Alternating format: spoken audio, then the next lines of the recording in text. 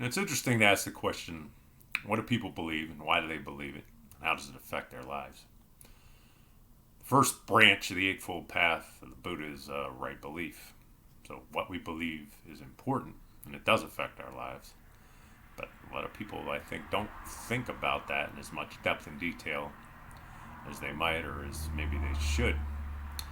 Most people kind of have a vague system of beliefs, I think, and they go through life sort of chasing things, and they chase the things that they want, but they don't often ask certain questions about, are these things worth wanting? Are they worth desiring? Is life really about these things that I want? And a lot of times I think if they were to ask the question at a deeper level, if these things are, then they might find that a lot of what they're doing is wasted time and energy in a certain way. Because, as the great teachers have said, when you chase something that's outside yourself to try and find meaning, then you are ultimately doomed not to find true fulfillment. But most people don't consider that, so they do it anyway, and they live lives of frustration and anger and many other fear-based emotions. And if they were to just ask that question, what do I believe and why do I believe it, it might change many things about their lives. But again, these questions aren't easily resolved because so many people believe so many things for so many reasons, and sometimes beliefs get caught up in complicated thought processes. A lot of people, you ask them what they believe, they say, well, I was raised to believe in this particular religious tradition, that I need to believe in this and that. And then you say, well, okay, but what if that tradition is wrong? What if those authority figures tell you that those things are right, but they're not really true? And they say, well, I couldn't consider that. Then I wouldn't be loyal to what my parents taught me to be loyal to. And, again, loyalty may be a virtue in a certain respect, but if you're loyal to something that may not be true, then that's not really where you want to be. You don't want to believe in things that are not true, and you have to be able to consider the fact they might not be. You have to be willing to consider that idea. You can't be so loyal to your belief system that you just don't consider the alternatives. You always have to be willing to examine these things and see if maybe they don't add up.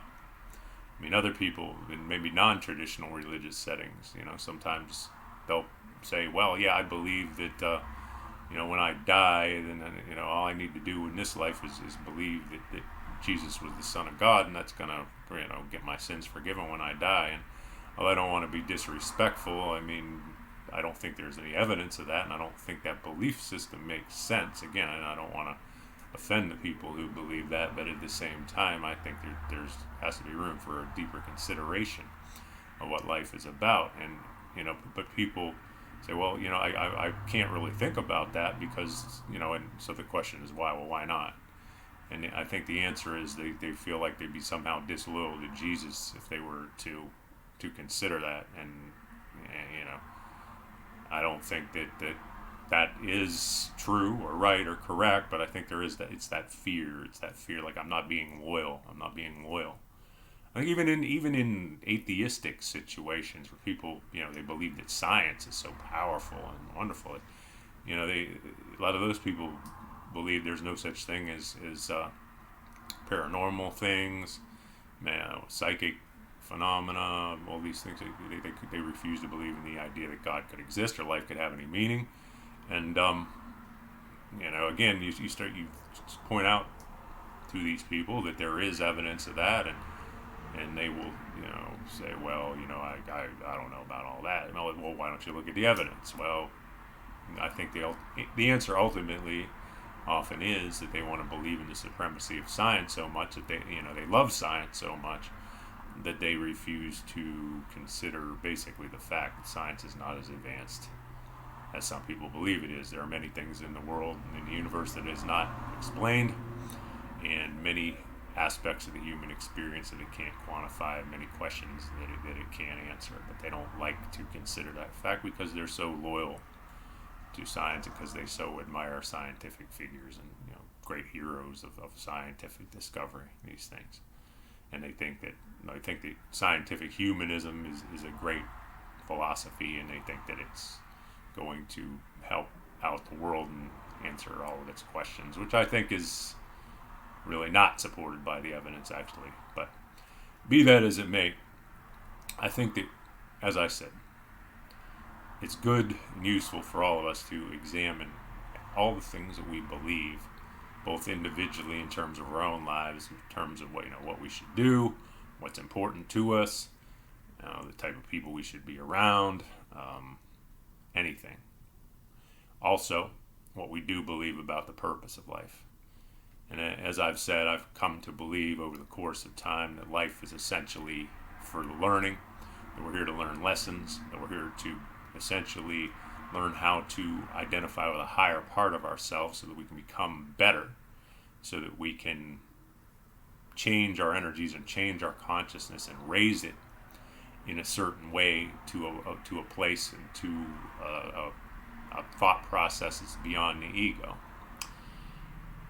I am willing, however, to examine everything that I believe in that context, and I'm not clinging to that, even that belief system as some kind of dogmatic idea, because it's not about the dogma. And like I said, we all need to be willing at certain times to look at basically everything about ourselves, including what we believe, and change it if the evidence that we encounter leads us in the direction of changing it. And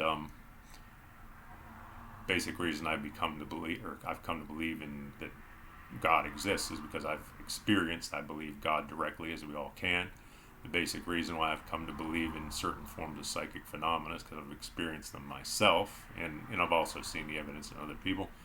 And the other things like past lives and the idea that we're here, we've come back before, although that idea was strange to me in the beginning, I've also come to believe because I've seen the evidence for it directly myself, firsthand.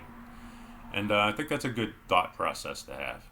I'm willing to listen to anybody who wants to talk to me about anything they say that should be believed or there's a basis for believing. But I'm always ready to say, if there's more evidence, I will change what it is I believe, and I will reevaluate. I think that's a good thing, good thought process, and a good space for us all to be in as much as we can. So, like the video, go ahead and click like, and if you haven't subscribed, you can subscribe, and I'll be back again soon to talk about things that are related to this. So, thank you for watching.